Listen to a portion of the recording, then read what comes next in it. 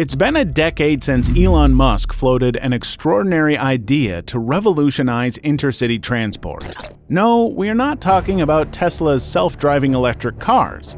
Instead, Musk proposed a system of tubes and pods to transport people and cargo at higher speeds than commercial planes, while staying on the ground. He called the system the Hyperloop, and the latest developments suggest that, after years of delays, the project is finally getting off the ground. Musk's Boring Company is coming to Texas, and if they get their way, it will change transportation forever. Back in August 2013, Musk published a white paper suggesting a design for pressurized passenger capsules operating in a partial vacuum inside levitating pods that would accelerate at a speed of up to 700 miles per hour. For context, the fastest train in the world, the maglev bullet train, can go up to 327 miles per hour, while most commercial planes travel at 500 miles per hour. Elon Musk called Hyperloop the fifth mode of transportation that could take people from DC to New York in under half an hour. The concept was extraordinary, the potential gains were massive, and Elon Musk had just written a 58-page paper on how to make it happen. However, Musk wasn't going to do it himself. Instead, he invited others to develop the technology further and did something that doesn't happen very often in the tech world. He decided not to patent Hyperloop and open-sourced the idea to anyone interested in supersonic travel. But why didn't he pursue it himself from the start? In his own words, "I don't have any plans to execute because I must remain focused on SpaceX and Tesla." But while Elon stepped away, open sourcing of Hyperloop technology inspired a whole lot of startups around the world. One big name that backed the technology from the start was Richard Branson. His company, Virgin Hyperloop, set about building a prototype in 2014 and found some success in the coming years. In November 2020, Virgin Hyperloop went further than anyone else and performed the world's first human Hyperloop test. Two company employees took a ride in a capsule on a 500-meter test track. The loop accelerated from 0 to 170 kilometers per hour in less than 6 seconds. Virgin Hyperloop also put forward a proposal to build a 500-mile Hyperloop passenger route that would link Chicago, Columbus, and Pittsburgh.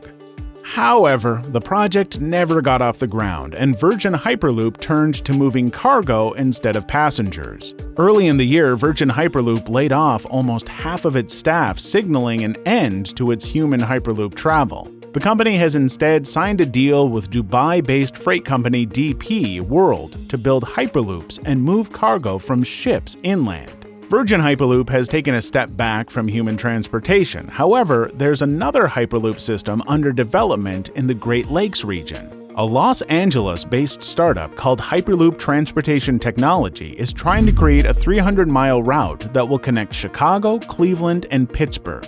Hyperloop TT seems a little more confident in its technology and has said that the age of Hyperloop is just years away. The company's chief marketing officer, Robert Miller, had this to say: "We're at the point where it's not if Hyperloop, it's when Hyperloop. We're only years away from living and riding in the age of Hyperloop. We've built it, and it's happening." According to company documents, the Great Lakes Hyperloop will take 6 years to complete and will be built at a cost of $60 million per mile. This is a much lower estimation compared to Virgin Hyperloop's proposed line between Los Angeles and San Francisco, which would cost between $84 million to $121 million per mile. These cost estimations are 3 to 5 times over Elon Musk's original claims. This is why the Hyperloop has invited inevitable comparisons with another California megaproject. Critics of the Hyperloop question why Elon Musk wants the world to invest in a technology that is more fiction than reality.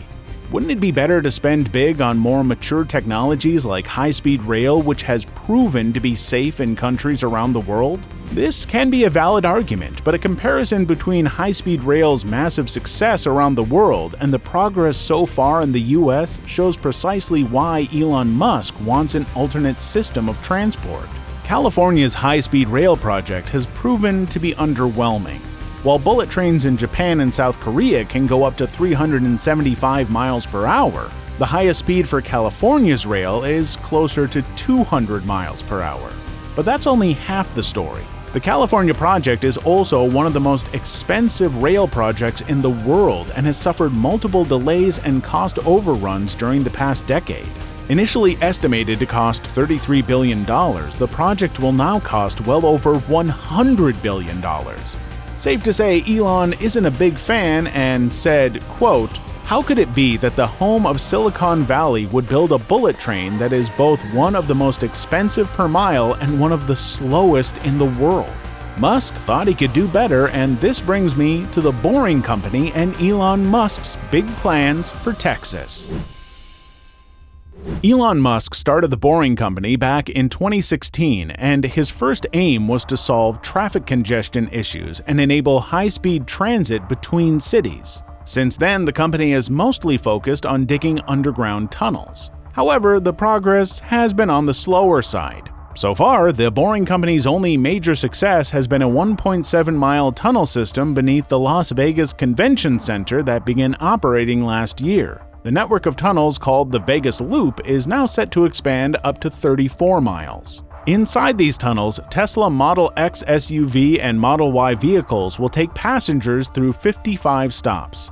Elon Musk believes that these tunnels are just the start and that the Boring Company is capable of much more transformation than it may seem.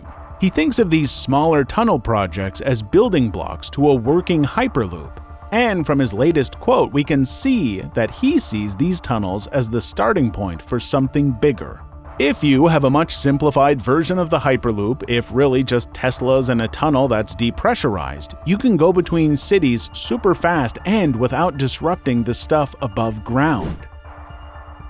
After a few years of watching different companies come up with their own versions, Elon Musk seems to be revitalizing the idea of a Boring Company Hyperloop. Earlier in the year, Musk announced that the Boring Company had secured $675 million in venture financing, putting its value at around $5.7 billion. Around the same time, Musk tweeted that the Boring Company will attempt to build a working Hyperloop in the coming years, and it is the fastest possible way of getting from one city center to another. More of the same was announced from the Boring Company's official Twitter handle, suggesting that the Boring Company Hyperloop prototype could come as early as this year. Now, it seems that the location chosen for these tests is Texas. The Boring Company wants to build separate tunnel systems connecting Austin, Kyle, San Marcos, New Braunfels, and San Antonio. Austin and San Antonio are about 80 miles apart, and an intercity trip normally takes up to an hour and a half. However, the whole trip would last about 15 minutes in a simplified Hyperloop. According to the Boring Company's numbers, building these tunnels will require close to $300 million. However, almost 112,000 passengers will move through the route every day, and annual revenue can cross the $25 million mark. This means that the construction costs can be made back in 12 years. But there's a slight problem. Not everyone is on board with the idea, and the strongest opposition comes from San Antonio Mayor Ron Nirenberg. While San Antonio has a lot of transportation issues to fix, Nirenberg doesn't think a tunnel project fits into the city's plans. What I've seen after exploring the Boring Tunnel concept again doesn't suit any of the priorities we're trying to achieve in transportation. It will be interesting to see how Elon Musk handles the political side of things, and then how he goes about implementing his vision for a Hyperloop. It must be said that getting to the first human Hyperloop is going to be a very slow process. The field requires a lot of research, and a good place to start would be to test it first on non-human subjects. In this case, the subject would be cargo. Moving freight requires a lot less regulation and can potentially improve the existing freight logistics model massively. As I've mentioned earlier in the video, Virgin Hyperloop has already turned attention to logistics. The company says that its decision was influenced by the global supply chain issues caused during the COVID-19 pandemic. However, there are other reasons why freight makes more sense than passenger transportation. Traveling in a vacuum at 1,000 kilometers per hour is bound to cause some discomfort for humans. They can expect nausea, vomiting, and headaches. However, cargo does not have these problems and can easily be subjected to greater accelerations. The movement of cargo out of ports is a big problem these days and requires a lot of infrastructure. Hyperloop could be one way of redirecting incoming container traffic away from crowded ports. Going by DP World's statements, it seems like some corners of the freight industry are on board with the idea. It's abundantly clear that potential customers are interested in cargo while passenger is somewhat farther away. Virgin Hyperloop is already in discussions with 15 potential customers to create a cargo version of the Hyperloop. The company also says that the Saudi government is considering a route linking Jeddah with the capital Riyadh. A cargo Hyperloop may become the missing link between rail and aviation. With time, Elon Musk and others can move on to human tests. Sort of like Neuralink, where after years of testing BCI on animals, the company is moving ahead with human trials. You can know all about these trials in this video right here.